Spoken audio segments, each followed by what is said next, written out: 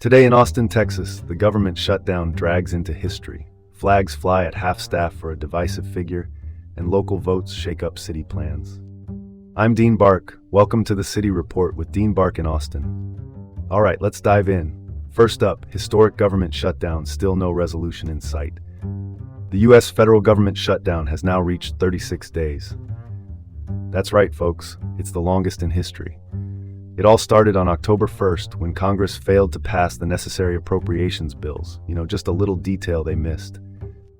This shutdown highlights a deep partisan divide, primarily over ACA subsidies. And guess what? There's no date set for the next vote. It's like waiting for a package that never arrives. The previous record for a shutdown was 35 days back in 2018-2019.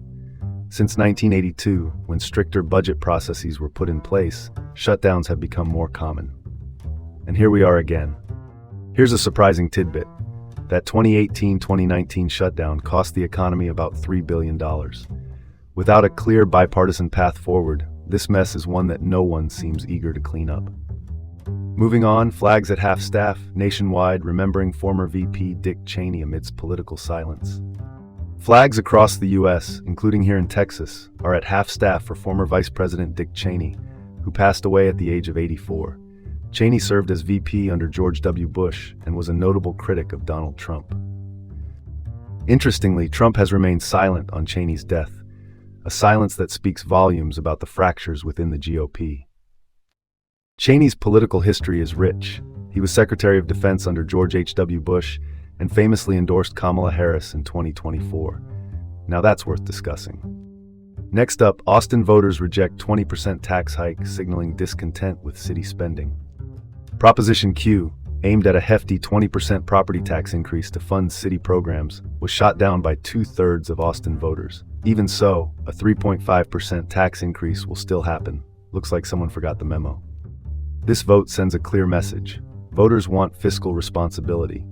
City leaders now face pressure to reassess their spending, and high voter turnout of around 25% during an off-year election emphasizes that message.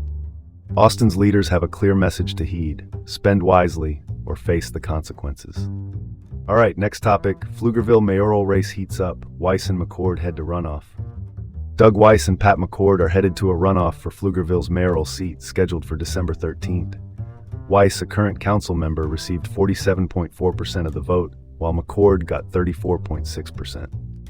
Weiss is focused on infrastructure and public safety, whereas McCord emphasizes cost-cutting and transparency.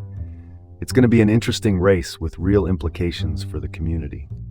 With infrastructure and transparency at stake, this runoff could shape Pflugerville's future. Last up, BK voters approve library land use but reject $20 million bond. BK voters approved the land for a new library but turned down a $20 million bond for its construction. Proposition A passed, but Proposition B failed, saving residents from an additional $114 in taxes annually.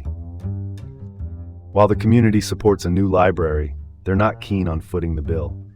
The library's current space is inadequate, yet its events still attract over 14,000 attendees each year. BK's decision is a classic case of wanting progress without the price tag. That's all for today from the City Report with Dean Bark in Austin. Stay informed, take care, and join us tomorrow for more updates.